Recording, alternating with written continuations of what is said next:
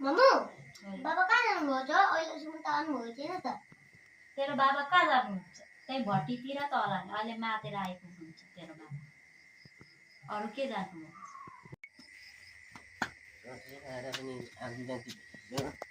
ए बुढी बुढी कता जायौ के गर्दैछ भात खाने खाना हिँडेर कता सुत्यो कि तिम्रो रौसी खाएर आयो है तिम्रो भात खाने खाएन पनि अन्त सुत्यो कि तिम्रो कता यो मान्छे त मातेर पो आउनुभएको रहेछ हौ अनि तपाईँलाई सब्जी किन्ने पैसा दिएर त त्यो पनि खाइदिनु भयो क्या हो होइन एक दुईवटा बिहा खाएर आएको शरम भन्ने चिज छैन तपाईँलाई अब खाइहाल्यो के गर्नु त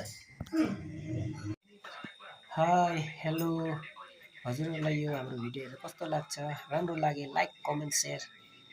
दबाएर गरिदिनुहोस् होला है त ल यति भन्दैमा हामी यो भिडियो राख्यौँ र सबैलाई बाई बाई